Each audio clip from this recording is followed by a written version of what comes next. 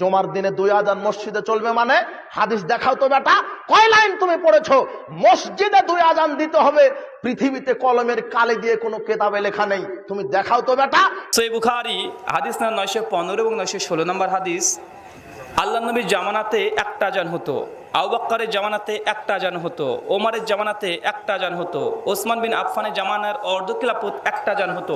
হযরত উসমান রাদিয়াল্লাহু তাআলা জুমার দিনে জুমার আজান চালু করে কি বেদাত করেছেন? জি, এটাও বেদাত। ওসমান রাদিয়াল্লাহু প্রচলিত জুমার দ্বিতীয় আজানে বর্তমান সময়ে প্রয়োজন আছে? রাসূলুল্লাহ সাল্লাল্লাহু আলাইহি ওয়াসাল্লাম থেকে প্রমাণিত জুমার এক আজান বর্তমান সময়ে যথেষ্ট নয়।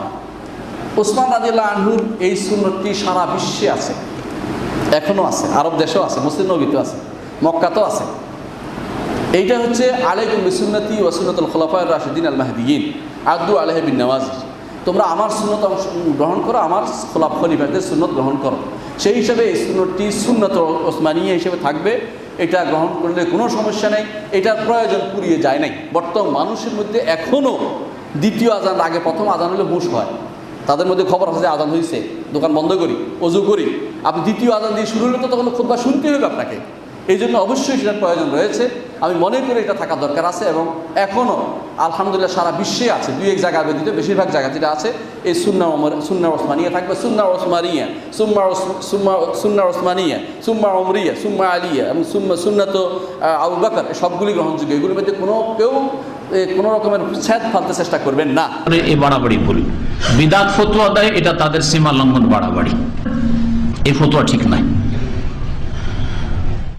আর এই ফতোয়া যদিও নবী সাল্লাল্লাহু আলাইহি ওয়াসাল্লামের জামানায় ছিল না, আবু বকরের জামানায় ছিল না, ওমরের জামানায় ছিল না, উসমান রাদিয়াল্লাহু চালু করেছেন। কিন্তু নবী করিম সাল্লাল্লাহু আলাইহি ওয়াসাল্লামের এক হাদিস রয়েছে, আলাইকুম বিসুন্নতি ওয়া সুন্নাতিল খুলাফায়ে রাশিদিন আল মাহদিয়িন মিন বাদি।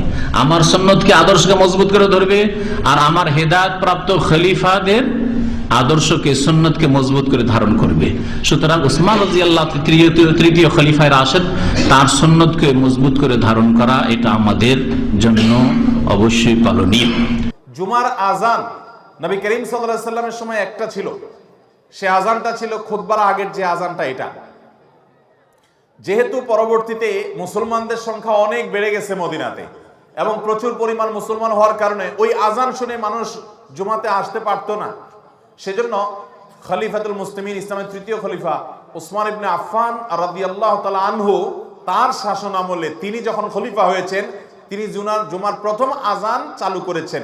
এবং তিনি যেটা চালু করেছেন, সমস্ত খলিফা এবং অন্যান্য খোলাফায়ে রাশেদা যারা ছিলেন তারা সবাই এটাতে সম্মতি দিয়েছেন। সে আজানটা হলো খুতবার আর অনেক আগে, যেটা আমাদের দেশে প্রথম আজান যেটা আমরা দেই জুমার দিন। তো এই আজানটা একটু দূরে উঁচু জায়গা দেওয়ার নির্দেশ করেছেন তিনি, যাতে করে সবাই জানতে পারে আজকে জুমার দিন। এই জন্য অনেক আগে থেকে এখানে আজান দেওয়া হচ্ছে, মানুষ যাতে দূর দূরান্ত থেকে আসতে পারে। তখন তো মাইক ছিল না। এই আমলটা যেহেতু সাহাবীরা সবাই মেনে নিয়েছেন, এবং অন্যান্য খলিফা, পরবর্তী খলিফা আলী রাদিয়াল্লাহু তাআলা মেনে নিয়েছেন, সমস্ত সাহাবা ইকরাম কেউ কোনো প্রশ্ন তোলেন নাই। অতএব আজকের যুগে যদি কেউ প্রশ্ন তোলে, তাহলে বুঝতে হবে সে সাহাবীদের চাইতে দিন 1 ইঞ্চি বেশি বুঝছে।